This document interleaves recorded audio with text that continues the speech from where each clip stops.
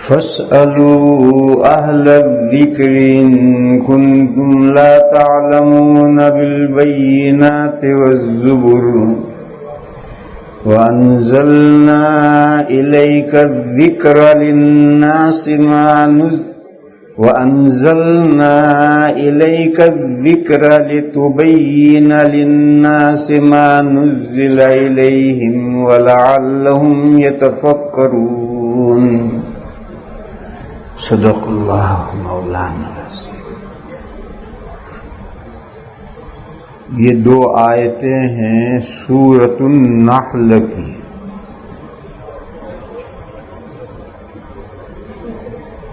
ان میں مشرکین کے ایک سوال کا جواب ہے، اور وہ سوال موٹا سا ہے، بہت باریک سوال نہیں جس کو سمجھنے کے لیے گہرا غور و فکر کرنا پڑے، اور اس کا جواب قرآن کریم نے ایک جگہ نہیں کئی جگہ دیا ہے مختلف انداز سے۔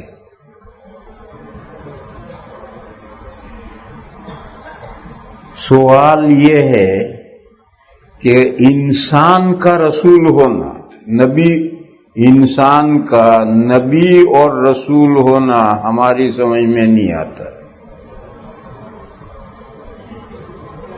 اللہ کو انسانوں کی طرف کوئی پیغام بھیجنا تھا تو اللہ کے یہاں کروبیوں کی کیا کمی ہے؟ کروبی چھوٹے کاف سے مقرب فرشتوں کو کہتے ہیں، ہر فرشتے کو نہیں، جو اللہ کے مقرب فرشتے ہیں وہ فارسی میں وہ کروبی کہلاتے ہیں۔ اللہ کے ہاں مقرب فرشتوں کی کروبیوں کی کچھ کمی نہیں ہے۔ اگر اللہ کو انسانوں کی طرف کوئی پیغام بھیجنا ہوتا تو ان مقرب فرشتوں میں سے کسی کو رسول بنا کر بھیجتے۔ دنیا کا دستور یہی ہے، بادشاہ ملک کے کسی کنارے میں اپنا کوئی نمائندہ بھیجتا ہے تو اپنے خاندان کا آدمی بھیجتا ہے، اور خاندان کا آدمی نہ ہو تو اپنے دربار کا آدمی بھیجتا ہے، وہ وائسرائے بن کر جاتا ہے۔ تو اللہ کو اگر انسانوں کے پاس کوئی وائسرائے بھیجنا تھا تو اللہ تعالیٰ اپنے یہاں سے فرشتہ بھیجتے، وہ آ کر کے اللہ کا پیغام ہمیں پہنچا جاتے۔ یہ عجیب بات ہے کہ ہم ہی جیسا ایک انسان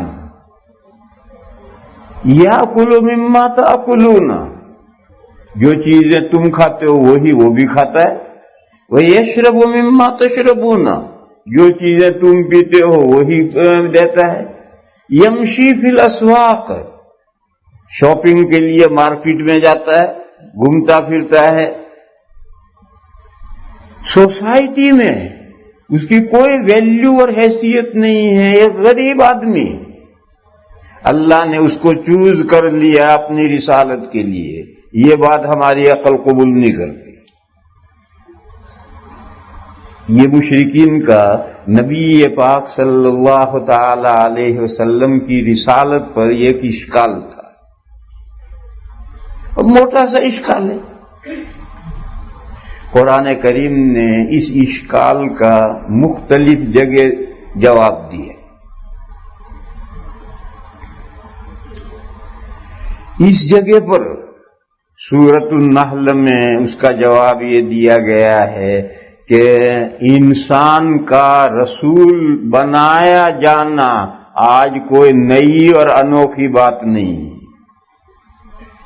جو تمہیں اچنبھا ہو رہا ہے۔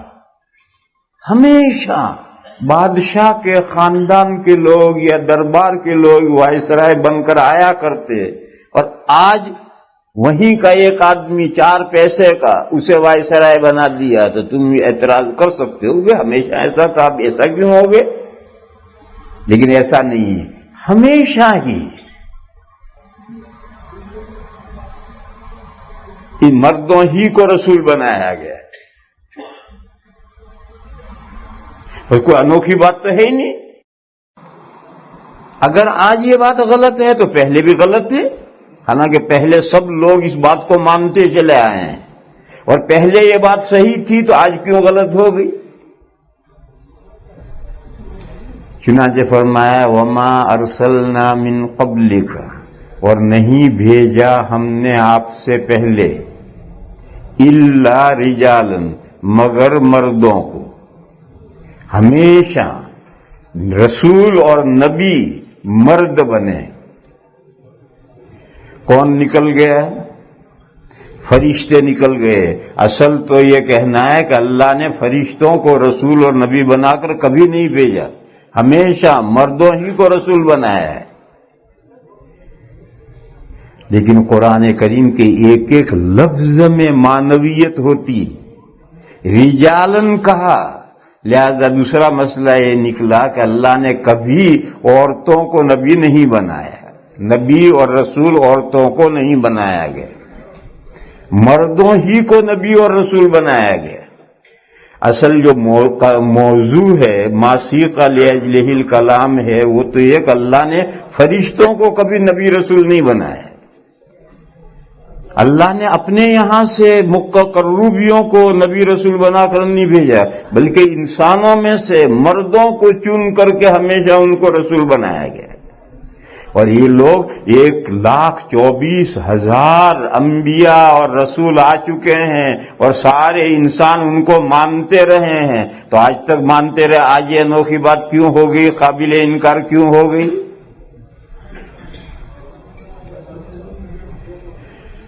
البتہ اشارے سے یہ سمجھ میں آیا کہ عورتوں کو نبوت اور رسالت نہیں سونپی گئی. کیوں؟ نبوت اور رسالت ہیوی ڈیوٹی ہے. نبوت اور رسالت بھاری ذمہ داری ہے، اور عورتیں نازک صنف ہیں.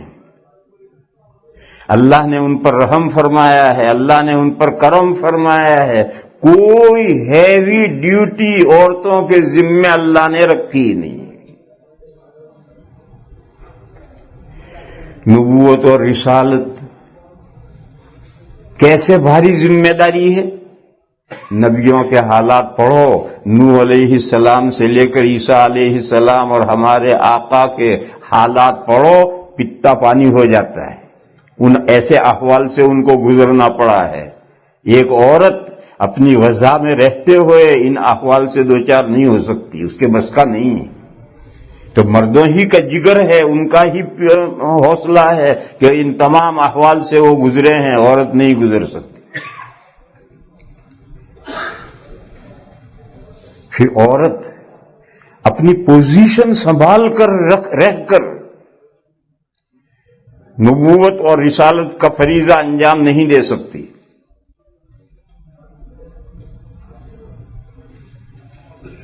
اس لیے ہیوی ڈیوٹی ہونے کی وجہ سے اللہ تعالیٰ نے یہ کام ان کے ذمہ نہیں رکھا ہے، ان کو آزاد رکھا، اور ہر ہیوی ڈیوٹی سے انہیں آزاد رکھا ہے. مثلا حکومت چلانا ہیوی ڈیوٹی ہے، عورتوں کے ذمہ حکومت چلانا نہیں رکھا، مرد حکومت چلائیں گے. کوئی عورت زبردستی پرائم منسٹر بن جائے، باقی اللہ نے ان کے ذمہ نہیں رکھا. پہلے بھی میں نے بتلایا تھا کہ تغلب سے عورت بادشاہ بن سکتی ہے اور اس کے احکام نافذ ہوں گے. تغلب مانے زبردستی ووٹ کی اور پارٹی کی بنیاد پر بن جائے، مگر اللہ نے ان کے ذمہ یہ کام نہیں رکھا. یہ کام فریضہ مردوں کو انجام دینا. وار جہاد عورتوں کے ذمہ نہیں رکھا. کیوں؟ میدان میں جب تلواریں آمنے سامنے چلتی ہیں پتا پانی ہوتا ہے، وہاں ٹھہرنا، میدان جنگ کے اندر ٹھہرنا ہی مشکل ہوتا ہے. عورتیں بیچاری کیا لڑیں گی؟ بہت بھاری کام ہے لڑنا، میدان میں آسان کام نہیں. تو اللہ نے عورتوں کے ذمہ جہاد رکھا ہی نہیں. زندگی گزارنے کے لیے کمانا یہ بھی ہیوی ڈیوٹی. آپ لوگ جاب کرتے ہیں، آپ کو پتا ہے کتنا مشکل سے آپ کام کرتے ہیں. عورتوں کے ذمہ کمانا رکھا ہی نہیں. عورتوں کا خرچہ پوری زندگی کا مردوں کے ذمہ کر دیا. عورت جب تک بیٹی ہے اس کا خرچہ باپ کے ذمے، عورت جب وائف بن گئی اس کا خرچہ ہسبینڈ کے ذمے، عورت اگر ویڈو ہو گئی تو اس کا خرچہ اس کے اولاد کے ذمے، اولاد نہیں ہے اس کا خرچہ اس کے فیملی کے ذمے، خاندان کے ذمے، خاندان بھی نہیں ہے عورت کا خرچہ اسٹیٹ کے ذمے۔ حضرت فاروق اعظم رضی اللہ تعالی عنہ کا وہ مشہور جملہ وفات سے 3 دن پہلے حضرت نے عراق کی ساری زمین کی پیمائش کرنے کے لیے اور ان پر خراج لگان مقرر کرنے کے لیے 2 صحابہ کو بھیجا تھا کہ جاؤ پورے عراق کی زمینوں کی پیمائش کرو اور کہ جو زمین جس پوزیشن میں ہو اس کے اعتبار سے خراج مقرر کرو۔ وہ 2 صحابہ جن کو اس کام کے لیے بھیجا تھا وہ فارغ ہو کر آئے تھے۔ حضرت نماز پڑھا کر نکلے تو ان 2 سے ملاقات ہوئی تو حضرت نے کھڑے کھڑے رپورٹ لی تو انہوں نے بتلایا کہ ہم نے اس طریقے سے زمینوں کے بل لگان لگایا ہے۔ تو حضرت نے پہلی بات تو یہ فرمائی کہ کہیں ایسا تو نہیں ہے کہ تم نے کسانوں پر اتنا بھاری لگان لگا دیا ہو جس کی متحمل ان کی کمریں نہ ہو سکے، اتنا بھاری تم نے بیگا تو نہیں لگا دیا؟ انہوں نے کہا نہیں، بالکل ہم نے بہت آسان ہلکا بیگا لگایا ہے، بھاری بیگا نہیں لگایا۔ دوسری بات حضرت نے فرمائی کہ اگر میں 1 سال اور زندہ رہا تو میں ایسا انتظام کر دوں گا کہ کوئی بیوہ عورت عمر کے علاوہ کسی کی محتاج نہیں رہے گی۔ یہ فرمایا تھا، اس کے تیسرے دن حضرت کو خنجر مارا گیا ہے اور حضرت شہید ہو گئی۔ حضرت کے ذہن میں کیا پلان تھا، وہ کیا انتظام کرنا چاہتے تھے کہ تمام بیوہ عورتوں کو اسٹیٹ سے خرچہ ملتا رہے۔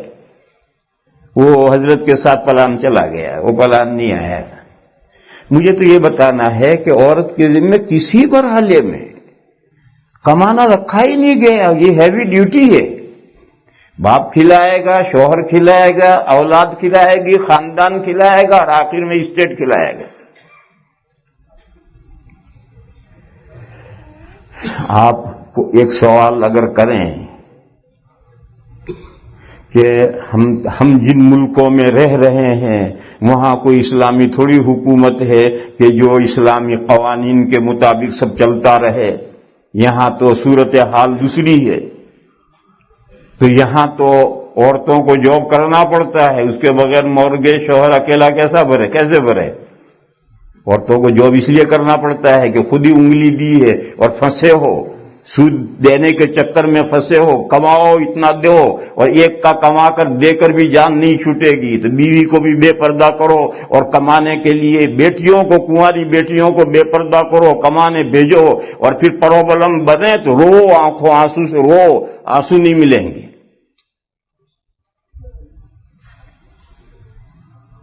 تو یہاں کی صورتحال یہ ہے، عورتوں کے کمائے بغیر ہمارا کام نہیں چلے گا۔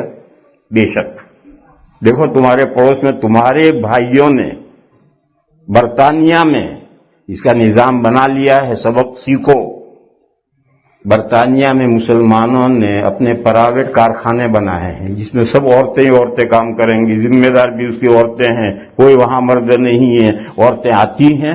مثلا کپڑے ہی سینے کے کارخانے بنائے ہیں انہوں نے، عورتیں آئیں گے، 500-700 عورتیں کام کرتی ہیں مشینوں پر، اور سب عورتوں کے عورتیں ہیں، پردے سے جاتی ہیں، برقع اتار کے رکھ دیتی ہیں، کام کرتی ہیں، برقع اوڑھ کے گھر چلی آتی ہیں۔ اس کے علاوہ اسمال انڈسٹریز شروع کی ہے، وہ تو یہاں بھی تھوڑی بہت شروع کی ہوگی، جیسے سموسے بنانا۔ ارے ہنسے نہیں تم لوگ، زور سے ہنسو۔ یہ بھی ایک اسمال اسٹینڈری ہے۔ آپ کوئی بھی چھوٹا موٹا کام گھر میں شروع کر سکتے ہیں، کوئی منع نہیں کرتا کہ عورتیں نہ کمائیں، ضرور کمائیں۔ کیوں؟ جب خرچہ بھاری ہو جائے تو پھر میاں بیوی دونوں کو مل کر کے شیئرنگ کرنی پڑتی ہے، بے شک کمائیں، لیکن شریعت کے حدود میں کمائیں۔ شریعت سے حد سے بے حد ہوں گے تو پرابلم پیدا ہوں گے، اور وہ پرابلم اتنے ہیوی ہوں گے کہ اٹھائے نہیں اٹھیں گے۔ تو میرے بھائیوں، میں نے ایک بات پہلے کہی تھی کہ مورگیج کے چکر میں مت پڑو۔ میرا گھر ہے، میرا اور تیرا گھر کیا ہوتا ہے؟ پیسہ بچاؤ اور اپنی بزنس شروع کرو، اپنے کاروبار شروع کرو۔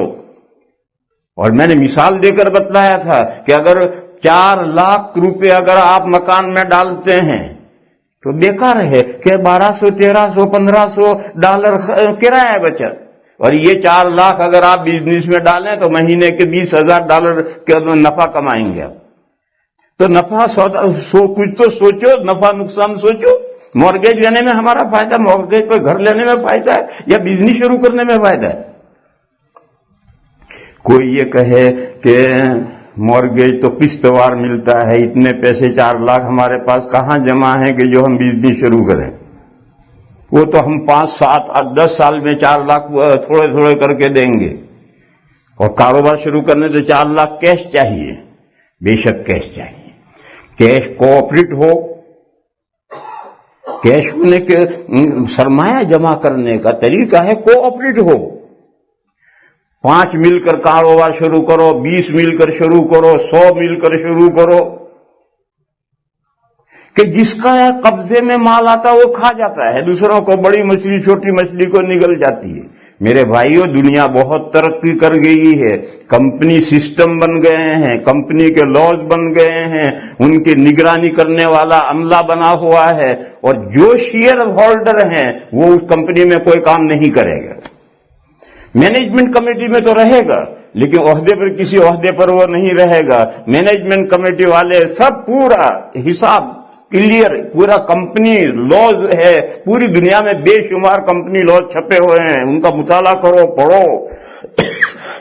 کسی کے پاس $1,000 ہیں تو وہ بھی اس کمپنی میں حصے دار بن سکتا ہے۔ اور ہمارا جو تجربہ ہے کہ جس کو بڑی مچھلی چھوٹی مچھلی کو کھا جاتی ہے، وہ کیوں؟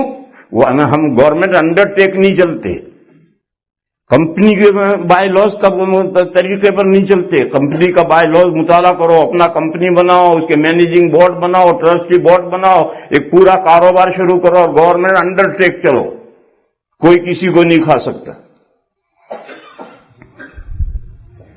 میرے بھائیوں، سوچنے کا کرنے کے کام یہ ہیں، اگر تیرنا ہے تو کرنے کے کام یہ ہیں، اور ڈوبنا ہے تو مورگیج پر گھر لیتے رہو، میرا گھر کرتے رہو، اور ہمیشہ زندگی پر جاب کرو گے۔ اور دیکھو 2 مثالیں سمجھو، ایک 4 انچ کا پائپ ہے اسٹیل کا، ایک دوسرا 4 انچ کا پائپ ہے ربڑ کا، جو چوڑا جتنا چاہو چوڑا ہو سکتا ہے۔ دونوں پائپ 4 انچ کے ہیں۔ یہ جو نوکری ہے یہ اسٹیل کا 4 انچ کا پائپ ہے، اور یہ جو بزنس ہے یہ ربڑ کا 4 انچ کا پائپ ہے۔ اسٹیل کے 4 انچ کے پائپ میں سے اتنا ہی پانی آ سکتا ہے، وہ 1 ملی میٹر چوڑا نہیں ہو سکتا ہے۔ جو آپ کا تنخواہ ہے وہی آئے گی، اس میں کوئی زیادتی نہیں ہو سکتی۔ اور بزنس کا جو پائپ ہے وہ ربڑ کا ہے، اللہ چاہیں گے تو پھیل جائے گا اور ڈھیر سا مل جائے گا ایک ساتھ۔ نقصان بھی ایسے ہی ہو سکتا ہے، لیکن مل بھی سکتا ہے، ڈھیر سا مل سکتا ہے۔ تو تجارت میں، بزنس میں جو برکت ہے وہ جاب میں نہیں ہے۔ تو ایک تو میں نے پہلے بھی عرض کیا تھا میرے بھائیوں، ان ملکوں میں برطانیہ بہت آگے نکل چکا ہے آپ سے۔ اس وقت برطانیہ میں 70% مسلمانوں کے پاس میں اپنے بزنسز ہیں، صرف 30% جاب کرتے ہیں۔ ہم بھی اور وہ ہم ایک ہی بھائی ہیں، آخر ہم ان سے سبق کیوں نہیں لیتے، ہم آگے کیوں نہیں بڑھتے؟ کرنے کے کام یہ ہے۔ دوسرا، ان ملکوں میں چاہے برطانیہ ہو یا یہ ملک ہو، ان ملکوں میں ایک کے کام کرنے سے گھر نہیں چلتا ہے۔ جتنی کرنسی ہیوی ہوگی اتنے ایکسپینسز ہیوی ہوں گے، یہ قاعدہ کلیہ ہے۔ ہمارے یہاں 100 روپے میں 7 آدمیوں کی فیملی 24 گھنٹے کا گزارا کر لیتی ہے۔ آپ کے یہاں $2.5 میں ایک آئس کریم بھی نہیں ملتی، کیا گزارا کر لے گا آپ کے؟ جہاں ہیوی کرنسی ہوگی وہاں کے خرچے بھی ایسے ہی ہیوی ہوں گے. بس ایسی صورت میں کمانا زیادہ پڑے گا, عورتوں کو بھی کمانے میں حصے دار بننا پڑے گا, مگر آپ کے لیے ضروری ہے کہ آپ عورتوں کے لیے شریعت کے حدود میں کمانے کی راہیں کھولیں, اور وہ اسی وقت کھلیں گے جب آپ بزنس میں قدم رکھیں گے. جب تک آپ اپنے بزنس شروع نہیں کریں گے عورتوں کے لیے ایسے کاروبار آپ نہیں کھول سکتے. بہرحال میں یہ کہہ رہا تھا کہ کوئی بھاری ذمہ داری, ہیوی ڈیوٹی اللہ تعالیٰ نے عورتوں کے ذمہ نہیں رکھی ہے. نبوت اور رسالت ان تمام ذمہ داریوں میں سب سے زیادہ ہیوی اور بھاری ذمہ داری ہے. اس لیے اللہ تعالیٰ نے ہمیشہ مردوں کو رسول بنا کر بھیجا ہے. فرمایا وما ارسلنا من رسول وما ارسلنا من قبلک الا رجالا. یہ جو رجال ہیں مرد, یہ سب مرد بیٹھے ہوئے ہیں, ایسے ہی مرد ہوتے ہیں. کوئی ان کے 2 سر ہوتے ہوں, 18 ہاتھ ہوتے ہوں, 7 ٹانگیں ہوتی ہوں, ایسا کچھ نہیں ہوتا. پھر ان میں کیا سرخاب کا پر لگتا ہے کہ وہ اللہ کے رسول اور نبی بن گئے اور دوسرے رسول اور نبی نہیں ہوئے. کیا وجہ ہے؟ وجہ بتائی. وما ارسلنا من قبلک الا رجالا نوحی الیہم. بس یہی سرخاب کا پر لگتا ہے کہ اللہ تعالیٰ کے یہاں سے ان کے پاس وحی آتی ہے. دوسرے رجالن, دوسرے مردوں کے پاس میں اللہ کے پاس سے وحی نہیں آتی. تو اللہ کے پاس سے جس کے پاس وحی آئی وہ مرد نبی یا رسول بن گئے.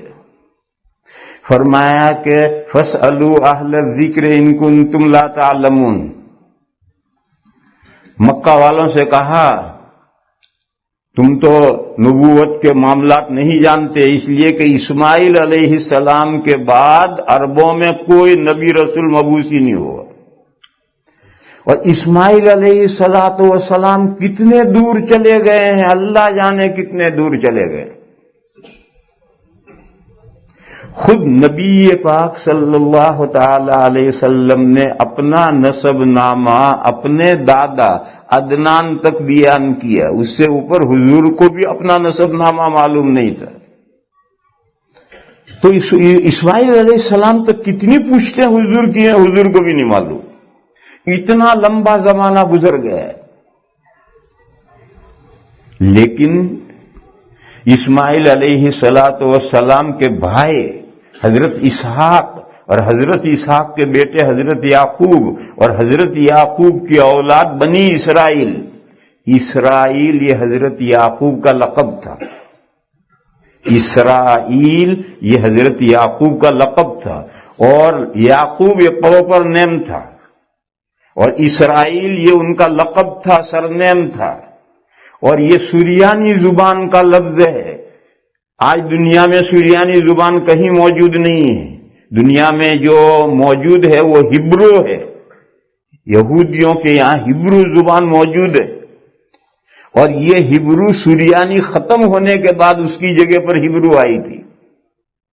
جیسے ہندوستان کی اصل زبان سنسکرت ہے, سنسکرت کہیں موجود نہیں ہے, زبردستی اب اسے زندہ کیا جا رہا ہے. سنسکرت گئی تو اس کے بہت سارے بچے آ گئے اس کی جگہ. گجراتی آ گئی, بنگالی آ گئی, یہ آ گئی, وہ آ گئی, دنیا بھر کی زبانیں آ گئی, یہ سب سنسکرت کے بچے آ گئے. پھر ان بچوں میں پھر ایک مشترک زبان بنی, وہ اردو آئی, پھر وہ ہندی کہلائی, تو سریانی زبان ختم ہوئی.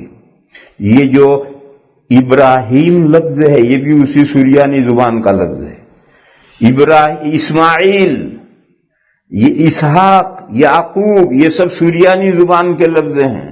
لوط علیہ السلام یہ بھی سریانی زبان کا لفظ ہے.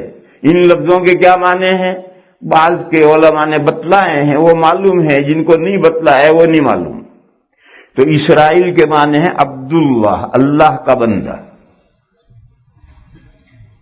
عربی میں بھی طریقہ ہے, خط لکھیں گے, حضور خط لکھتے تھے من محمد عبداللہ و رسولہ الی فلان.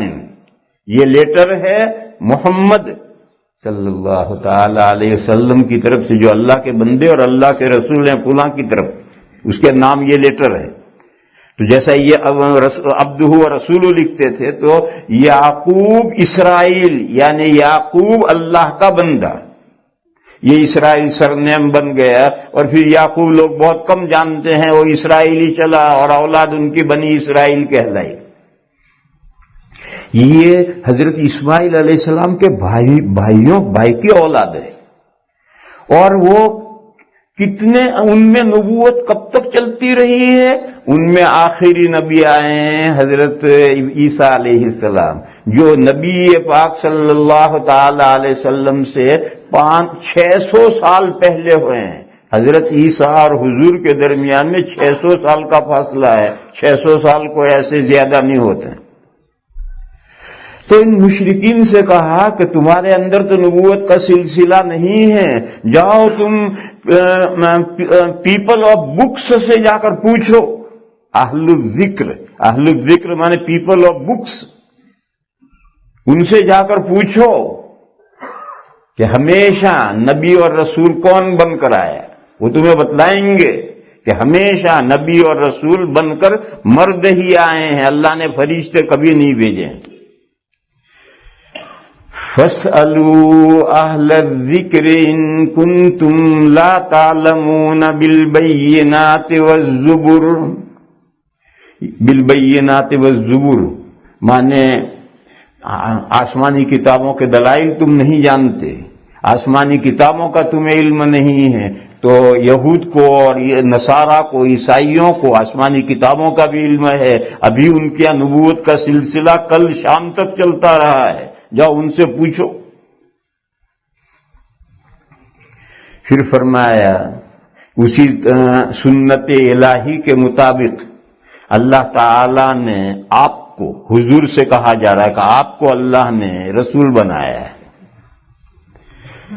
وَأَنزَلْنَا إِلَيْكَ الذِّكْرَ، وہی الذکر، اہل الذکر، اللہ کے یہاں سے جو کتابیں نازل ہوئی ہیں وہ سب کتابیں الذکر کہلاتی ہیں۔ اسی طرح سے ہم نے آپ پر الذکر اتارا ہے، یعنی قرآن کریم اتارا ہے۔ قرآن کریم کو دوسری جگہ پر انا نحن نزلنا الذکر وانا لہ لحافظون کہا گیا ہے۔ تو کہا ہم نے اسی طرح، یعنی جیسا آدم علیہ السلام سے عیسیٰ علیہ السلام تک ہمیں ہمیشہ مردوں پر آسمانی کتابیں اور وحیاں اترتی رہی ہیں، اسی طرح ہم نے آپ پر قرآن اتارا ہے۔ وَأَنزَلْنَا إِلَيْكَ الذِّكْرَ، پھر یہ تو جواب ہو گئے کہ ہمیشہ مرد رسول بنے، آج بھی اسی سنت کے مطابق، لیکن پھر سوال ہے وائے، ہمیشہ مرد رسول کیوں بنے؟ دنیا کا دستور تو یہ ہے کہ کوئی بادشاہ اگر وائسرائے بھیجتا ہے تو اپنے خاندان کا آدمی بھیجتا ہے یا اپنے دربار کا آدمی بھیجتا ہے؟ سوال اپنی جگہ پر ٹلا نہیں ہے۔ تو فرمایا اس میں ایک حکمت ہے، انسان کو نبی اور رسول بنانے میں ایک حکمت ہے۔ کیا حکمت ہے؟ لِتُبَيِّنَ لِلنَّاسِ مَا نُزِّلَ إِلَيْهِمْ، تاکہ کھول کر سمجھائیں آپ لوگوں کو وہ کتاب جو کتاب لوگوں کی طرف اتاری گئی ہے۔ یہ قرآن کریم ہے، یہ تمام انسانوں کی طرف اتارا گیا ہے، لیکن جیسے بارش اور ہوا ڈائریکٹ ہمارے پاس پہنچتی ہے، اللہ کی یہ کتاب ڈائریکٹ ہمارے پاس نہیں پہنچی، حضور کے وایا آئی ہے، مگر آئی سب انسانوں کی طرف اتاری گئی ہے۔ یہ قرآن کریم سب انسانوں کی طرف اتارا گیا ہے۔ یہ جو سب انسانوں کی طرف قرآن کریم اتارا گیا ہے، اس کو آپ کے وایا اس لیے بھیجا گیا ہے کہ آپ اسے کھول کر سمجھائیں انہیں۔ ہوا کی طرح سے اور بارش کی طرح سے اگر یہ کتاب ہر آدمی کے گھر میں ڈائریکٹ آتی تو بے شک آ سکتی تھی، مگر سمجھاتا کون؟ اس لیے اللہ تعالیٰ نے آپ کے ذریعے سے بھیجی ہے، لِتُبَيِّنَ لِلنَّاسِ مَا نُزِّلَ إِلَيْهِمْ۔ دیکھو کھول کر سمجھانا، یہ سمجھانا دو طرح کا ہوتا ہے۔ کچھ باتیں عقل سے تعلق رکھتی ہیں اور کچھ باتیں ضمیر سے تعلق رکھتی ہیں، یعنی جذبات سے تعلق رکھتے ہیں۔ تو دین کی جو تشریح انبیاء کرتے ہیں دونوں طرح کی کرتے ہیں. دین کی جو تشریح کرتے ہیں وہ دونوں طرح کی کرتے ہیں. اب اگر فرشتہ رسول بن کر آتا تو وہ تو عقل سے تشریح کرتا. انسان والے جذبات تو فرشتے کے پاس نہیں ہیں. وہ نہ کھانے کا محتاج ہے، نہ پینے کا محتاج ہے، نہ اسے فیملی لائف کی ضرورت ہے، نہ اس کی نہ اس کی. تو اس کے جو جذبات کا کھانے کے جذبات، پینے کے جذبات، فیملی لائف کے جذبات، یہ تو فرشتے میں ہے ہی نہیں. تو قرآن میں جو اس سے تعلق رکھنے والے احکام ہیں ان احکام کی وہ کیسے تشریح کرے گا؟ عقل سے جو تعلق رکھنے والی باتیں ہیں اس کی تشریح تو فرشتہ بے شک کر دے گا، لیکن جس کا تعلق مزاج سے اور ذوق سے اور جذبات سے اس کی تشریح وہ نہیں کر سکتا. اس کی تشریح انسان ہی رسول کرے گا، انسان ہی نبی کرے گا، کیونکہ جو جذبات دوسروں کے ہیں وہ اس رسول اور نبی کے بھی ہیں. لہذا ذوقی باتیں جو ذوق سے سمجھ میں آتی ہیں وہ باتیں انسان رسول سمجھ سکتا ہے، فرشتہ رسول نہیں تشریح کر سکتا. اللہ تعالیٰ جو فرما دیں وہ لا کر کے پہنچا دینا فرشتہ کر سکتا ہے، لیکن جب وضاحت کا وقت آئے گا،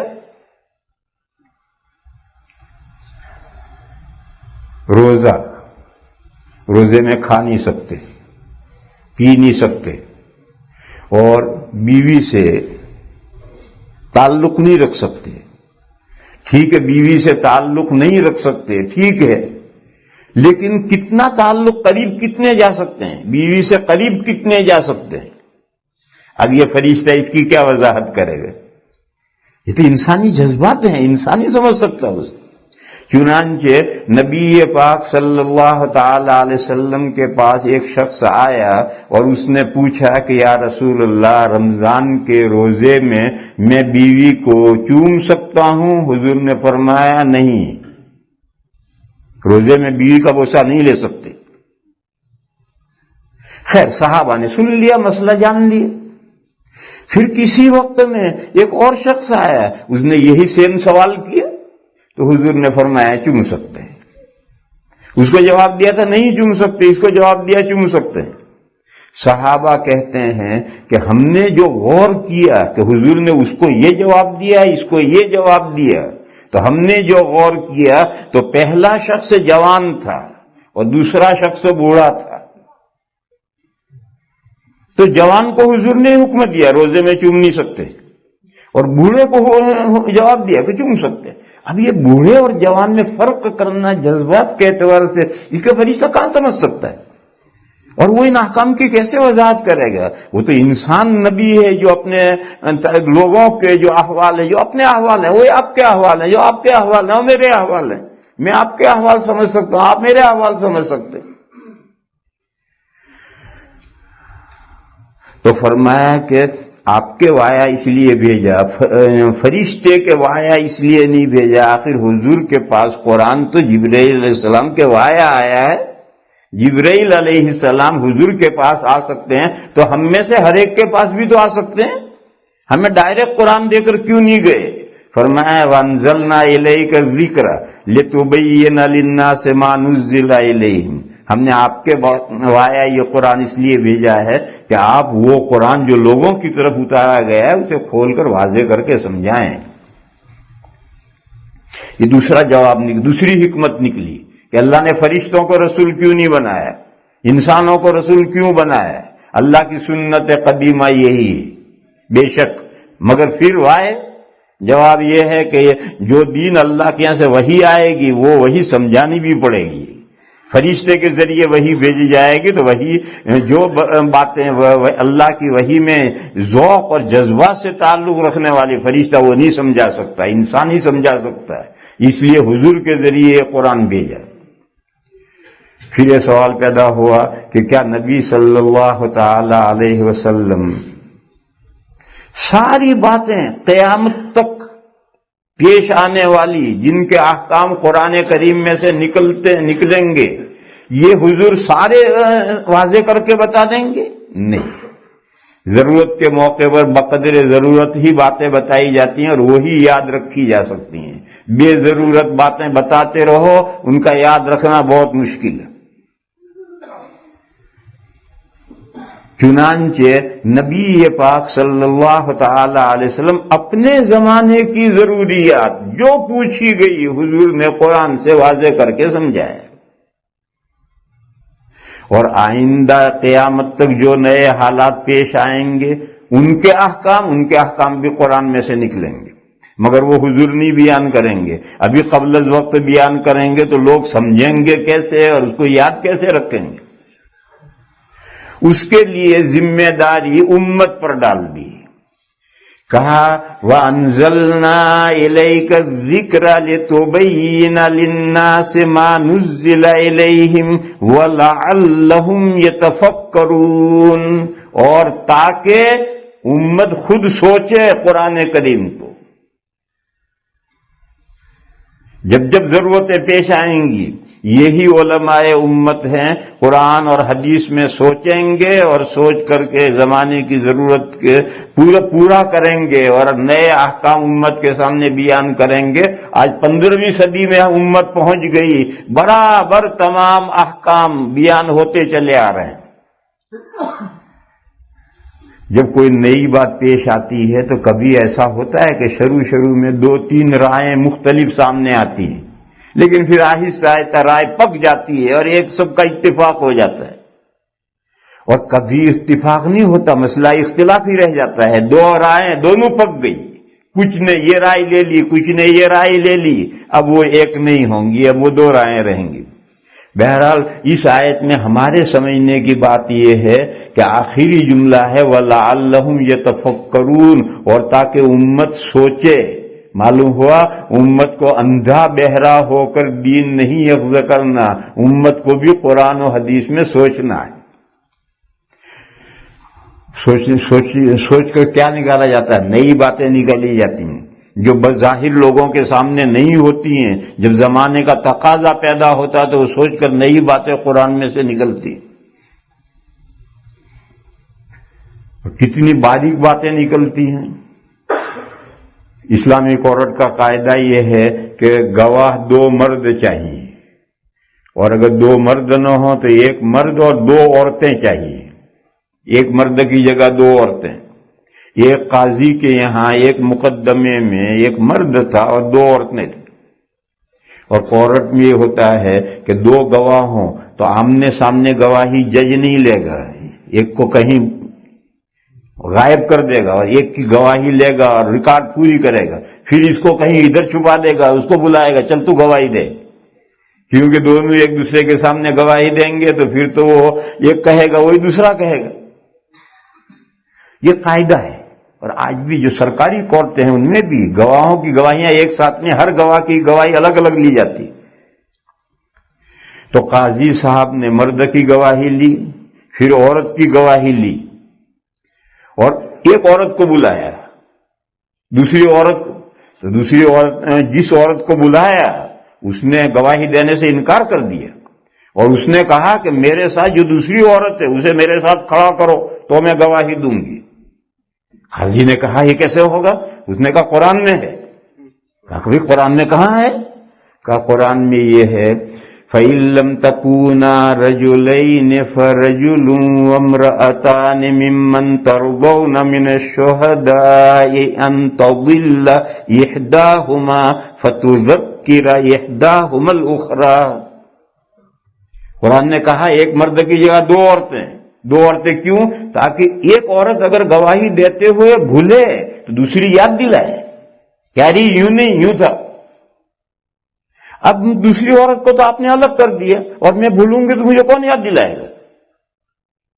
چنانچہ دوسری عورت کھڑی ہوئی تب اس نے گواہی دی، اور جب دوسری دے گی تو پہلی کھڑی ہوگی، وہ گواہی دیتے ہوئے بھولے گی تو بتائے گی۔ مرد تو بڑا مضبوط ہوتا ہے، وہ تو قاضی کے رعب میں نہیں آتا ہے، لیکن عورت رعب میں آ جاتی ہے، اور ماحول سے متاثر ہو کر اگر گھبرا کر کوئی بات رہ جائے تو دوسری فوراً یاد دلائے گی۔ چنانچہ اس وقت سے یہ قاعدہ بن گیا کہ 2 عورتیں اگر گواہ ہیں تو ان کی گواہی الگ الگ نہیں لی جائے گی، دونوں ساتھ کھڑی ہو کر ایک گواہی دے گی، دوسری سنے گی، اور کوئی بھولے گی تو بتائے گی۔ اب یہ مسئلہ حدیثوں میں کہیں نہیں ہے، کہ دو عورتیں جو گواہ ہیں وہ دونوں عورتوں سے گواہی ایک ساتھ لی جائے گی، الگ الگ لی جائے گی، تو حدیثوں میں کہیں نہیں، حضور کے زمانے میں اس کی ضرورت ہی نہیں پیش آئی، اور جب ضرورت پیش آئی تو ایک عورت نے قرآن کریم میں غور کر کے مسئلہ بتلایا اور پوری امت نے اس مسئلے کو قبول کیا. یہ ایک عورت نے مسئلہ نکالا ہے اور اس کا بتلایا ہوا مسئلہ پوری امت نے قبول کیا کہ اس نے قرآن میں سے صحیح نکالا ہے مسئلہ. بہرحال میرے بھائیوں، دین جو اللہ نے بھیجا ہے اس کو اندھا بہرا ہو کر قبول نہیں کرنا. جو بھی دین کے نام پر آپ سے کوئی بات کہتا ہے، آپ دیدہ اور بینا عقل کام استعمال کریں اور سوچیں کہ جو دین کے نام پر بتا رہا صحیح بتا رہا غلط بتا رہا ہے. قرآن کریم میں عباد الرحمن کی یہ صفت ہے کہ اذا ذکروا بآیات ربہم لم یخروا علیہا صما وعمیانا. جب اللہ کے رحمان کے بندوں کو اللہ کی آیتوں سے نصیحت کی جاتی ہے، انہیں بتلایا جاتا ہے کہ دیکھو اللہ کا حکم یہ ہے، شریعت کا حکم یہ ہے، قرآن و حدیث کا حکم یہ ہے، تو اس پر وہ اندھے بہرے ہو کر نہیں گرتے، بلکہ سوچتے صحیح. اگر ان کو کوئی ڈاؤٹ ہوتا ہے کہ یہ مولوی جو کہہ رہا ہے کہ اللہ رسول کا حکم ہے، جو آیت پڑھ رہا ہے، جو حدیث پڑھ رہا ہے، اگر آپ کو شک ہے آپ 10 جگہ تحقیق کیجیے. ہر مومن کو یہ حق ہے. لیکن جب تحقیق کرتے کرتے آپ کو یقین آ گیا کہ نہیں یہ جو مسئلہ بتایا تھا مولانا صاحب نے وہی قرآن و حدیث کا حکم ہے، تو اب اس حکم پر عمل کرنے میں دیر نہیں ہونی چاہیے. یہ عام لوگوں کی کمزوری ہے. مسئلے تو بگھارتے پھرتے ہیں، اس سے پوچھیں گے، اس سے پوچھیں گے، اس سے پوچھیں گے، اور یقین ہو جانے کے بعد بھی عمل کے لیے تیار نہیں. بلکہ مسئلے پوچھتے ہی ہر ایک سے اس لیے کہ عمل نہ کرنا پڑے. ہر مولوی سے مسئلے جو پوچھتے ہیں وہ پوچھتے ہی اس لیے کہ عمل نہ کرنا پڑے. یہ کوئی دینی جذبہ نہیں، یہ کوئی شرعی جذبہ نہیں. پھر جو کچھ جس کی سمجھ میں آیا، سوچنے سمجھنے کی صلاحیت ہونی چاہیے، اور اس مجتہد کی سمجھ میں جو کچھ آیا، جو سمجھ میں آیا اس پر عمل کرے گا، اس کا وہ مکلف ہے. عام مسلمان نہیں، مجتہد. نبی پاک صلی اللہ تعالی علیہ وسلم نے غزوہ احزاب کے بعد لشکر کو یہ حکم دیا فوراً بنو قریظہ پر چڑھائی کرو، اور یہ حکم دیا کہ عصر کی نماز وہیں جا کر پڑھیو. لشکر فٹافٹ ہتھیار گھوڑے باندھ کر سامان باندھ کر چل پڑا. آدھے راستے پر گئے، عصر کا وقت ہو گیا. تو کچھ صحابہ نے کہا کہ عصر پڑھ لو، دوسروں نے کہا عصر نہیں پڑھیں گے، عصر بنو قریظہ میں جا کر پڑھیں گے. پہلے صحابہ نے کہا کہ حضور کا منشا تھا، یہ تھا کہ فٹافٹ چلو عصر کی نماز قضا کرو، یہ منشا حضور کا نہیں تھا. دوسروں نے کہا ہم منشا نہیں جانتے، حضور نے ہمیں فرمایا عصر کی نماز وہاں پڑھو، ہم وہیں پڑھیں گے. چنانچہ آدھوں نے نماز عصر راستے میں پڑھ لی وقت میں، اور آدھوں نے نہیں پڑھی. پھر راستے میں مغرب کا وقت آیا تو مغرب سب نے پڑھی. پھر عشاء کے وقت وہاں پہنچے تو جنہوں نے عصر نہیں پڑھی تھی انہوں نے عصر وہاں پڑھ کر پھر عشاء پڑھی. نبی پاک صلی اللہ تعالی علیہ وسلم دوسرے دن تشریف لے گئے. جب حضور پہنچے تو یہ واقعہ ذکر کیا گیا کہ آپ کا جو ارشاد تھا کہ ہر شخص بنو قریظہ میں پہنچ کر نماز پڑھے، اس سے پہلے نماز نہ پڑھے. اس کا مطلب انہوں نے یوں سمجھا اور یوں عمل کیا، انہوں نے یوں سمجھا اور یوں عمل کیا. تو حضور نے ان سے بھی کچھ نہیں کہا اور ان سے بھی کچھ نہیں کہا. نہیں ان سے یہ کہا کہ تم نے نماز قضا کیوں کی، نہیں ان سے یہ کہا کہ تم نے میرے حکم کی خلاف ورزی کیوں کی، کچھ نہیں. کیوں واقعہ ہو گیا. ایک نے ادا پڑھی، ایک نے قضا پڑھی، پڑھ لی، بات ہو گئی، ختم. بہرحال اس طرح سے قرآن کی کسی آیت کو سمجھنے میں دو رائے ہو جائیں یا کسی حدیث شریف کے سمجھنے میں دو رائے ہو جائیں تو جس کی سمجھ میں جو آئے گا، لیکن ماؤ شما کی سمجھ کا اعتبار نہیں. قرآن و حدیث کی سمجھنے کی جن کے اندر ایبیلٹی ہے، یعنی مجتہدین کرام، وہ جو جس طرح سمجھے گا اس پر عمل کرے گا. اور اس کی وجہ سے بھی بعض مسائل میں اختلاف ہوئے ہیں. کل کا جو مضمون تھا میں نے یہ بتلایا تھا کہ فقہ اسلامی اس کا 80% قرآن و حدیث ہی ہے، کوئی ابو حنیفہ شافعی کی کوئی رائے نہیں. اور فقہ اسلامی میں 20% ائمہ کی باتیں ہیں. فقہ حنفی میں امام ابو حنیفہ کی باتیں ہیں، فقہ شافعی میں امام شافعی کی باتیں ہیں، فقہ مالکی میں امام مالک کی باتیں ہیں. اور یہ جو 20% ہیں، یہ کوئی میں جو پرسنٹیج بتا رہا ہوں تو کوئی لیبورٹری میں کر کے نہیں لائے ہیں کہ تم 71 اور 20 اور 21 کے اندر فرق نکالے. اندازہ موٹا سا ہے. میں نے بتلایا تھا کہ یہ جو 20% باتیں ہیں جن میں ائمہ میں اختلاف ہوا ہے، اور وہ ایسی باتیں ہیں کہ اس میں اختلاف ہونا اور ہونا ہے، اور اس میں تقلید اور فالوئنگ کے علاوہ کوئی چارہ ہی نہیں. وہ 3 قسم کی باتیں. کل جہاں مضمون چھوڑا تھا وہاں تک اب پہنچاؤں. وہ 3 قسم کی باتیں. ایک ہے نس فہمی کا اختلاف. قرآن کی ایک آیت ہے، کیا مطلب؟ ایک کی سمجھ میں یوں آ رہا، دوسرا کہتا ہے یوں. ایک حدیث شریف ہے، کیا مطلب؟ ایک کہتا ہے یوں، دوسرا کہتا ہے یوں. تو اب ہر مجتہد جو سمجھے گا وہی تو اسی پر تو عمل کرے گا، اور اس کے فالوورز یعنی اس کے عقیدت مند اسی پر تو عمل کریں گے. دوسرا مجتہد دوسری بات سمجھ رہا ہے تو اس پر عمل کرے گا، اور اس کے فالوورز یعنی اس کے معتقدین اسی کی بات پر لیں گے. اختلاف تو ناگزیر ہے. مثال لو، کل مثال گزری تھی کہ وَامْسَحُوا بِرُؤُوسِكُمْ. امام مالک نے فرمایا کہ یہ بات جو ہے یہ زائد ہے، اور وَامْسَحُوا رُؤُوسَكُمْ کے معنی اپنے سروں پر بھیگا ہوا ہاتھ پھیرو. مسا کے یہ معنی اپنے سروں پر بھیگا ہوا ہاتھ پھیرو. لہذا امام مالک نے کہا پورے سر کا استیعاب ضروری ہے، اگر ایک بال بھی مسا سے رہ گیا وضو نہیں ہوگی. دوسرے تمام فقہا نے کہا کہ نہیں، یہ بات زائد نہیں، یہ تمیز کی ہے. اور دلیل حضور نے تبوک کے سفر میں صرف ناسیہ پر، پیشانی کے اگلے حصے پر مسح کیا ہے، سر کے پچھلے حصے پر مسح نہیں کیا.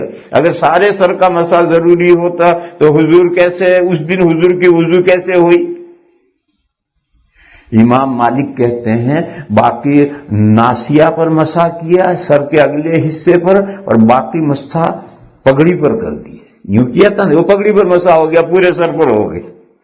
انہوں نے یوں کر کے پورے سر پر کر دی. انہوں نے کہا کہ اصل اور بدل جمع نہیں ہوتے. ایک پیر ننگا ہے اور ایک میں خفین چمڑے کا موزہ ہے، ایک پیر دھو اور ایک پر مسح کرو، یہ نہیں ہو سکتا. یا تو دونوں پیر دھو یا دونوں پر مسح کرو. اصل اور بدل جمع نہیں ہو سکتے. تو سر پر مسح اصل ہے، پگڑی پر مسح اگر جائز ہے تو بدل ہے. تو یا تو پورے سر پر مسح کرو یا پوری پگڑی پر مسح کرو. آدھا سر پر آدھا پگڑی پر یہ جمع نہیں ہو سکتا. اس لیے دوسرے تمام فقہا کہتے ہیں کہ بات تمیز کی ہے. پھر اس میں اختلاف ہو گیا کہ تمیز کی تفسیر. تو 2 اماموں نے کہا وہ حدیث حضور نے ناسیہ پر مسح کیا تھا سر کے اگلے حصے پر، اور سر کا اگلا حصہ چوتھائی سر ہے، لہذا چوتھائی سر کا مسح فرض. حضرت امام شافعی علیہ الرحمہ نے اس حدیث سے تفسیر نہیں کی، اور انہوں نے کہا لغت میں تمیز کے جو معنی ہیں، تمیز کے معنی بعض، جو بعض تمہاری سمجھ میں آئے، چنانچہ ان کے یہاں 3 بال سے بھی وضو ہو جاتی. اب یہ سب قرآن کریم کے سمجھنے میں اختلاف ہوا ہے. امام مالک زائد بات سمجھ رہے ہیں، دوسرے تمیز کی سمجھ رہے ہیں. پھر 2 حدیث سے اس تمیز کی شرح کر رہے ہیں، ایک امام شرح نہیں کر رہے. اب یہ جو اختلاف ہوا ہے یہ نس فہمی کا اختلاف ہے کہ اس آیت میں با کیسی ہے. دوسری مثال لو حدیث شریف سے. حدیث شریف میں فرمایا گیا او میرا بلال ان یشفع الاذان ویوتر الاقامت، حضرت بلال حکم دیے گئے، حضرت بلال حضور کے مؤذن ہیں، تو حضور کے مؤذن کو حکم دیں گے، امام صاحب بھی تو دیں گے، سو رہے ہیں جگ رہے ہیں امام حضور ہیں، تو حضرت بلال کو جو حکم دیں گے وہ حضور ہی دیں گے، اگرچہ نام نہیں ہے حضور کا، لیکن عقل یہی کہتی ہے۔ حضرت بلال حکم دیے گئے کہ وہ اذان دوہری کہیں اور اقامہ یعنی تکبیر اکہری کہیں۔ وہ میرا بلال ان یشفع الاذان ویوتر الاقامت، اذان دوہری کہیں، اس میں کوئی اختلاف نہیں ہوا، اور تمام ائمہ کے یہاں جیسی ہمارے یہاں اذانیں ہوتی اسی طرح سے اذانیں ہوتی۔ اور جو دوسرا جملہ تھا کہ اقامہ تکبیر اکہری کہیں، اس میں اختلاف ہوگی۔ امام ابو حنیفہ علیہ الرحمہ نے فرمایا کہ یہ ایتار صوتی ہے، باقی تین ائمہ نے کہا یہ ایتار کلماتی ہے، یعنی سمیلر جو کلمات ہیں وہ ہر کلمہ ایک ایک مرتبہ کہا جائے۔ امام ابو حنیفہ نے کہا یہ ایتار صوتی ہے، صوت مانے آواز، یعنی جو سمیلر کلمات ہیں وہ ایک آواز میں کہے جائیں۔ دیکھو اذان میں ہم کہتے ہیں اشہد ان لا الہ الا اللہ، پھر رک جاتے ہیں، سانس توڑ دیتے ہیں، پھر کہتے ہیں اشہد ان لا الہ الا اللہ۔ مگر تکبیر میں یہ دونوں کلمے ایک سانس میں کہیں گے، دو سانس میں بیچ میں سانس نہیں توڑیں گے۔ یہ امام ابو حنیفہ کی رائے ہے کہ تکبیر اکہرے کہنے کا مطلب ایک آواز میں کہو، دو آوازوں میں مت کہو۔ اذان میں سیمینر کلمات الگ الگ سانس میں دو الگ الگ کر کے کہو، تکبیر میں الگ الگ مت کہو، ایک کہو۔ دوسرے تین ائمہ کہتے ہیں کہ نہیں، یہ ایتار کلماتی ہے، یعنی تکبیر میں ایک ہی مرتبہ اشہد ان لا الہ کہیں گے، دو مرتبہ نہیں کہیں گے۔ نتیجہ کیا ہوا کہ حنفیہ کے نزدیک تکبیر کے کلمات 17 ہو گئے، اور امام شافعی اور امام احمد کے نزدیک 11 ہو گئے، اور امام مالک کے نزدیک 10 ہو گئے۔ ان کے یہاں قد قامت الصلاۃ بھی ایک ہی مرتبہ کہنا ہے، تو 10 کلمے ہو گئے، اور امام شافعی اور امام احمد رحمہم اللہ کے نزدیک قد قامت الصلاۃ 2 مرتبہ کہنا، تو 11 ہو گئے۔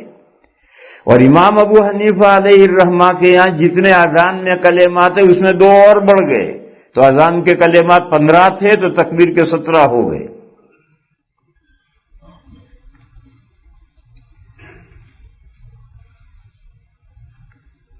ائمہ ثلاثہ کے یہاں تکبیر کس طرح سے کہی جائے گی؟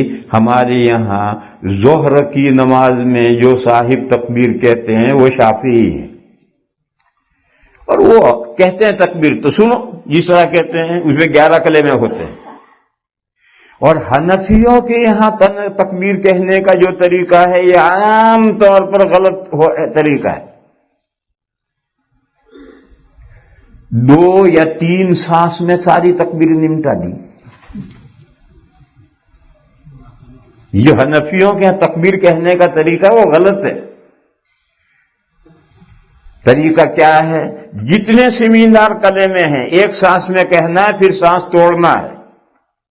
میں کہتا ہوں دیکھو، اللہ اکبر اللہ اکبر اللہ اکبر اللہ اکبر، یہاں سانس توڑنا ہے، اور ہر کلمے کے آخر میں جزم آنا چاہیے، اللہ اکبر اللہ اکبر اللہ اکبر، نہیں الگ الگ، سانس نہیں توڑنا، اللہ اکبر اللہ اکبر اللہ اکبر اللہ اکبر، اشہد ان لا الہ الا اللہ اشہد ان لا الہ الا اللہ، دونوں ملا کر کہہ کر سانس توڑنا ہے، اور پہلے کے آخر میں جزم آنا ہے، دونوں کو جملوں کو ملانا نہیں، الگ الگ۔ اشہد ان محمد رسول اللہ اشہد ان محمد رسول اللہ، حی علی الصلاح، حی علی الصلاح، پہلے صلاح کے آخر میں جزم آئے گا. حی علی الفلاح، حی علی الفلاح. اب قد قامت الصلاح کو دو سانس میں کہنا، ایک سانس میں نہیں کہنا. قد قامت الصلاح، قد قامت الصلاح، اللہ اکبر اللہ اکبر، لا الہ الا اللہ. پھر اگر 2 4 5 آدمی ہیں جلدی جلدی کہہ لو، مگر سانس اسی جگہ پر ٹوٹنا ہے. اور اگر مسجد یہ بڑی ہے تو اتنی لمبی اقامہ کہو کہ اقامہ پورے ہونے تک سب لوگ کھڑے ہو کر سب صفیں درست ہو جائیں. اور اگر اور بڑی ہے، حرم شریف میں جاؤ، آپ اپنے کمرے میں سے نکلیں گے اور مسجد حرام میں تکبیر شروع ہوگی اور آپ تیز قدم چلیے، تکبیر ختم ہوتے ہوتے آپ حرم میں پہنچ کر صف میں کھڑے ہو جائیں گے. وہ ایک ایک کلمے والی تکبیر کہتا ہے، وہ اتنی اذان کی طرح سے لمبی کر کے کہتا ہے کہ آدمی کمرے سے نکل کر صف میں آ کر کھڑا ہو جاتا ہے. تو جیسا موقع اور جیسے حالات ہوں اس کے اعتبار سے کہنی. بہرحال امام ابو حنیفہ علیہ الرحمہ فرماتے ہیں کہ اس حدیث کا مطلب کہ تکبیر اقامہ تکبیر اکہری کہی جائے، یعنی آواز الگ الگ ہو، کلمات کم نہیں کرنے، کلمات تو 2 اور بڑھیں گے. اور دوسرے جو ائمہ کہتے ہیں کہ نہیں، تکبیر اکہری کہی جائے یعنی سملر کلمہ ایک کر دیا جائے، ایک ہی مرتبہ کہا جائے. ایک سوال، بڑا گہرا سوال ہے، اذان کتنی مرتبہ کہنی ہے؟ دوہری کہنی ہے. دوہری کا مطلب سملر کلمہ 2 سانس میں کو، اشہد ان لا الہ الا اللہ اور اشہد ان لا الہ الا، یہ دوہرا کہنے کا یہ مطلب ہے. اذان میں 4 مرتبہ اللہ اکبر ہے، کتنے سانس میں کہیں گے؟ بہت گہرا سوال ہے، سوچ کر بتاؤ. اذان میں شروع میں 4 مرتبہ اللہ اکبر ہے، کتنے سانس میں کہیں گے؟ کیوں بھئی؟ حضور نے فرمایا اذان دوہری کو. دوہری کہاں کہہ رہے تم؟ تو دوہری کیوں کہتے؟ جب کلمے ہر کلمے سملر کلمے کو الگ الگ سانس میں کہنا ہے تو اللہ اکبر چوہری کہو، دوہری کیوں کہتے ہو؟ ہر سملر کلمہ الگ الگ سانس میں ہے تو دوہری ہو گئی. تو اللہ اکبر بھی سملر کلمات ہیں، اسے 4 سانسوں میں کہو، دوہری نہیں چوہری کہو. کیوں چوہری کیوں نہیں کہتے؟ حافظ ابن حجر علیہ الرحمہ بہت بڑے عالم ہیں، شافعی، بخاری شریف کے شارح ہیں. انہوں نے فتح الباری میں یہ جواب دیا کہ چونکہ 4 مرتبہ اللہ اکبر 2 سانسوں میں کہا جاتا ہے اس لیے وہ دوہرا ہو گیا، چوہری کی ضرورت نہیں. تو جو حنفیہ پوری اقامہ میں جو توجہ کرتے ہیں وہ توجہ ان کو اذان میں اللہ اکبر میں کرنی پڑتی ہے، اس کے بغیر چارہ نہیں ہے. اذان میں وہ حافظ ابن حجر کہتے ہیں کہ چونکہ اذان میں 2 مرتبہ اللہ اکبر ایک سانس میں، دوسرے 2 ایک سانس میں، یہ دوہرا ہوا. معلوم ہوا کہ اگر 2 کلمے ایک سانس میں کہا جائے تو وہ اکہرا ہوگا. تو حنفیہ نے جو توجہ حافظ ابن حجر نے اذان کے اللہ اکبر میں جو جواب دیا ہے وہی توجہ حنفیہ پوری اقامہ میں کرتے ہیں. دوسری دلیل ابو داؤد شریف میں حضرت ابو محذورہ رضی اللہ تعالی عنہ کی حدیث ہے کہ نبی پاک صلی اللہ تعالی علیہ وسلم نے مجھے تکبیر 19 کلمے سکھلائی. حدیث سند کے اعتبار سے صحیح ابو داؤد میں ہے اور 19 فیگر ہے، اس میں نہ کم ہو سکتا نہ زیادہ ہو سکتا. اب یہ 19 کلمے حضور نے ابو محذورہ کو تکبیر سکھلائی ہے.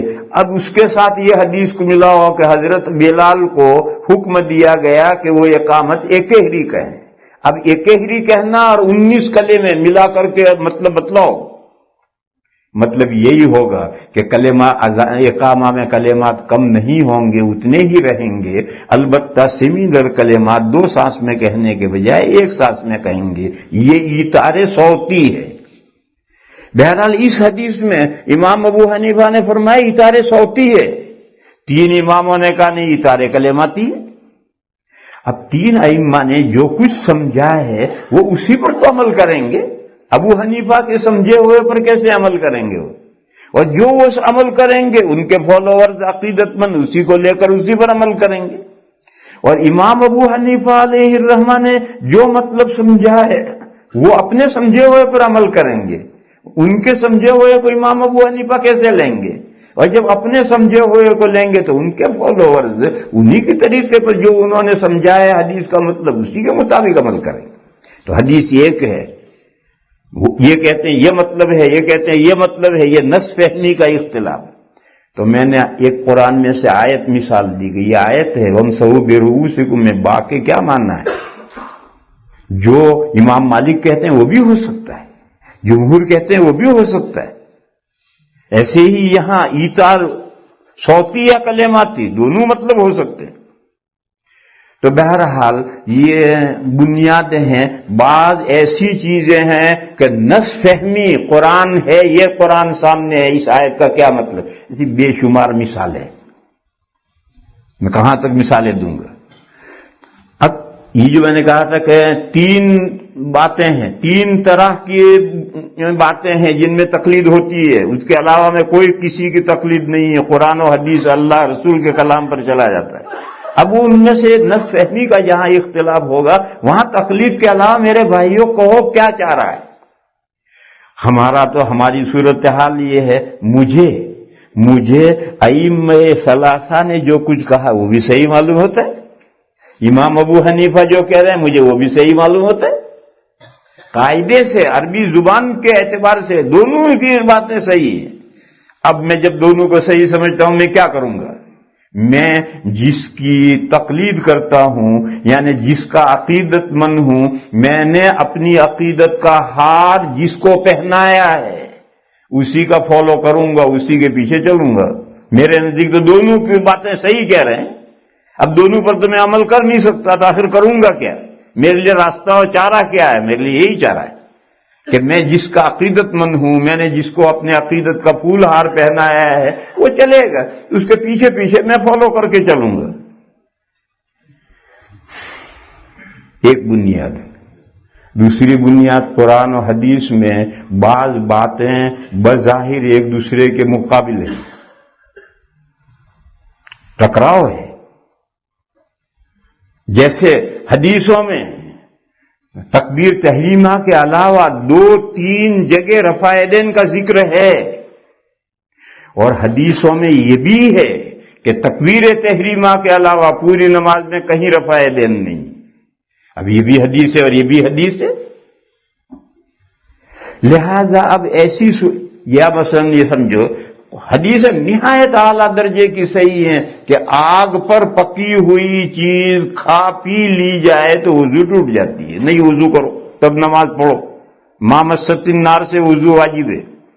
اور دوسری بے شمار روایتیں ہیں کہ حضور نے اور خلفائے راشدین نے آگ پر پکا ہوا گوشت کھایا اور بغیر وضو کے نماز پڑھی اور پڑھائی۔ اب یہ حدیث کہتی ہیں وضو ٹوٹ جائے گی، یہ کہتی ہے نہیں ٹوٹے گی، تو مقابل ہیں۔ بس ایسی صورت میں ان کو سارٹ آؤٹ کیسے کیا جائے گا؟ یہ حدیث کا کیا محمل اور مصداق ہے، اس حدیث کا کیا مصداق اور محمل ہے، ما و شما اس کا کیا فیصلہ کریں گے؟ اس کا فیصلہ بڑے لوگ کریں گے، ائمہ کریں گے، اور جو فیصلہ اس فیصلے میں اختلاف ہو جائے گا، پھر اختلاف ہو جائے گا جو جس کا عقیدت مند ہے اس کا فالو کرے۔ بتاؤ اس کے علاوہ اور طریقہ کیا ہے؟ کوئی طریقہ اس کے علاوہ ہے ہی نہیں۔ ہم میں سے ہر آدمی فاوڑا کدال لے کر کھیت تیار کرنے بیٹھے، کھیت تیار نہیں کر سکے گا، یہ کام بڑوں کے ذمے ہے، انہوں نے پوری زندگیاں اس میں خرچ کی ہیں، وہ جو ہمیں طے کر کے بتائیں گے اس کے مطابق عمل کرنا پڑے گا، اور کیا ہوگا۔ تیسری چیز بعض مسائل وہ ہیں، بعض باتیں وہ ہیں جو قرآن و حدیث کی ظاہری سطح میں نہیں ہیں. ڈبکی لگا کر کے تہ میں جانا ہے اور تہ میں سے موتی نکال کر لانا ہے. دریا جہاں موتی پیدا ہوتے ہیں وہاں دریا میں ہر آدمی جا کر ڈبکیاں نہیں لگا سکتا، مرے گا. ایسی صورت میں غواص تیراک کی خدمات حاصل کرنی پڑتی، ان کو ہائر کرنا پڑتا ہے، اجرت دینی پڑتی ہے، اور ان سے کہتے ہیں جاؤ غوطہ لگا کر جاؤ. قرآن و حدیث میں بعض مسائل اوپر کی سطح پر نہیں ہیں، اس کی تہ میں مسئلے بیٹھے ہوئے. انہیں غوطہ لگا کر کون جائے گا؟ مجتہدین جائیں گے، ماں و شما نہیں جا سکتے ورنہ مریں گے، گمراہ ہو کر رہ جائیں گے. ہمارے پاس قرآن و حدیث کے سمجھنے کی کافی صلاحیت ہی نہیں ہے، تو آپ کو مجتہدین کو ہائر کرنا پڑے گا اور وہ غوطے لگا کر جائیں گے. کبھی تو ایک ہی موتی سب کے ہاتھ آیا تو نو پرابلم، لیکن کبھی کبھی ایسا بھی ہوتا ہے کہ اس مجتہد کے ہاتھ کوئی حکم آیا، دوسرے مجتہد کے ہاتھ دوسرا حکم آیا، تیسرے مجتہد کے ہاتھ تیسرا حکم آیا. تو اب کیا کرو گے؟ اب یہی ہے جس کو جس سے عقیدت ہے اس کا فالو کرو، اور اس کے علاوہ کیا راستہ ہے؟ بہرحال یہ تین بنیادیں ہیں، نس فہمی کا اختلاف، روایات میں تعارض، اس کو سارٹ آؤٹ کرنے کا معاملہ اس میں اختلاف، اور استنباطی اور اجتہادی مسائل میں نصوص کی تہ میں گہر میں جا کر کے حکم شرعی لانا، اس میں اختلاف. یہ تین صورتیں ہوتی ہیں، اس میں یہ تقلید ہوتی ہے. اس کے تقلید کے علاوہ اور چارہ ہی کیا ہے؟ اور اس کے علاوہ 80% احکام قرآن و حدیث میں وہی ہیں، اور وہ چاروں فقہوں میں سیم ہیں. وہ چاروں فقہوں میں سیم ہیں. کیوں؟ وہ قرآن و حدیث سے لیے گئے ہیں، اس میں ائمہ کی رائے کا کوئی دخل نہیں. اب یہ تو ہو نہیں سکتا کہ 80% کے لیے الگ کتابیں لکھی جائیں اور 20% کے لیے الگ کتابیں لکھی جائیں، یہ تو ممکن نہیں. تو ایک ہی کتاب میں 100% مسئلے آ گئے. تو جس فقہ میں 80% قرآن والے مسئلے ہیں، 20% ابو حنیفہ علیہ الرحمہ کی رائے، وہ فقہ حنفی بن گیا. ایسے یہ فقہ شافعی بن گئے، فقہ مالی بن گئے، فقہ حنبلی بن گئے. مگر ان میں 80% تو چاروں فقہوں میں سیم مسئلے ہیں، اور سیم چاروں فقہوں میں نہیں. چاروں فقہوں سے باہر جاؤ گے تو وہاں بھی سیم ہی مسئلے ہوں گے. بہت کم مسائل ہیں جس میں اختلاف ہوگا. جو مسئلہ قرآن اور حدیث میں واضح ہے اس میں کیا اختلاف ہوگا؟ لیکن یہ تین قسم کے مسئلے جو 20% ہیں اس میں لامحالہ اختلاف ہوگا، اور اختلاف ہونے کی صورت میں پیروی کے علاوہ، تقلید کے علاوہ اور کوئی راستہ نہیں. یہ جو میں نے 3 سبب بیان کیے اس کی تھوڑی سی وضاحت کل پھر کروں گا، اور خاص بات یہ سمجھاؤں گا کہ تقلید کہتے کسے ہیں. لوگوں نے اس مضمون کو بھی غلط لوگوں کے ذہنوں میں بٹھایا ہے. کہا تقلید کے معنی ہیں اپنے گلے میں پٹا باندھ کر دوسرے کو ہاتھ میں دے دو کہ جہاں چاہے مجھے لے جا، جہنم کے کھڈے میں لے جا. یہ تقلید کا مطلب ہی نہیں ہے. یہ تو لوگوں کو دھوکہ دیا گیا ہے. یہ تقلید کا مطلب نہیں ہے، یہ تو تقلد ہے. یہ تقلید نہیں ہے، تقلد ہے. عربی میں تقلد کے یہ معنی ہے کہ ہار اپنے گلے میں ڈالا اور رسی دوسرے کو دی کہ لے جا مجھے جہاں لے جاتا ہے. یہ تقلد ہے، یہ تقلید نہیں ہے. تقلید باب تفعیل کا جو مصدر ہے اس کے معنی ہیں ہار پہنانا. اور میں نے اس کی ایک مثال دی ہے اپنی کتابوں میں کہ آج کے پلین سے 3 لیڈر آ رہے ہیں. ایک بی جے پی کا لیڈر آ رہا ہے، ایک کانگریس کا لیڈر آ رہا ہے، ایک لوک دل کا لیڈر آ رہا ہے. تو تینوں پارٹیوں کے ورکر پھول ہار لے کر ایئرپورٹ پر پہنچتے ہیں. پلین لینڈ ہوا، پہلا لیڈر نظر آیا ہے وہ کانگریس کا آ رہا ہے. تو جو مجمع کھڑا ہے کانگریس کے ورکر ہیں وہ اچھلیں گے کودیں گے، زندہ باد مرد آباد، زندہ باد مرد آباد. اور بقیہ سب چپ چاپ کھڑے ہیں، یہی اچھلیں گے کودیں گے. اور جب وہ آئے گا تو یہ سب ہار پھول پہنائیں گے، پھر وہ آگے چلے گا اور یہ سب ورکر اس کے پیچھے پیچھے چلیں گے. یہ سب حنفی ہیں. اور دوسرے ابھی کھڑے ہیں، ان کا لیڈر ابھی انتظار میں ہے. بی جے پی کا لیڈر آیا تو ان ورکروں نے یہی عمل کیا، وہ آگے گیا تو وہ پیچھے پیچھے گئے، یہ تقلید ہے۔ تیسرے ابھی کھڑے ہیں، پھر وہ لیڈر آیا تو وہ حرکت عمل انہوں نے اس کے ساتھ کیا۔ تقلید یہ ہے کہ آدمی کو جس کے ساتھ عقیدت ہے، جس کو عقیدت مختلف طرح سے ہوتی ہے، میرا استاد حنفی ہے اور حنفی سے میں نے پڑھا ہے تو مجھے ابو حنیفہ سے عقیدت ہوگی، امام شافعی اور امام مالک سے کیوں ہوگی؟ میں ہندوستان میں رہتا ہوں، ہندوستان میں سب حنفی ہیں تو میں بھی ہندوستان میں پلا پڑا تو مجھے بھی امام ابو حنیفہ سے اعتقاد ہوگا، دوسروں کا کیا ہوگا؟ اور ایک شخص مصر میں رہتا ہے، ایک شخص سوڈان میں رہتا ہے، اس کا استاد شافعی ہے یا مالکی ہے تو قدرتی طور پر اس سے تقلید، اس سے عقیدت ہوگی۔ تو جس کو جس سے عقیدت ہے اس کو اپنی عقیدت کا ہار پہنائے گا اور اس کے فالو کرے گا، فالو کے معنی وہ چلے گا، اس کے پیچھے پیچھے چلے گا۔ تقلید کے یہ معنی ہیں، تقلید کے معنی اپنے گلے میں پٹا دے کر رسی دوسرے کو دینا، یہ تقلید کے معنی نہیں ہے۔ اس کے لیے عربی میں لفظ تقلد آتا ہے، تقلید نہیں آتا۔ وآخر دعوانا الحمدللہ۔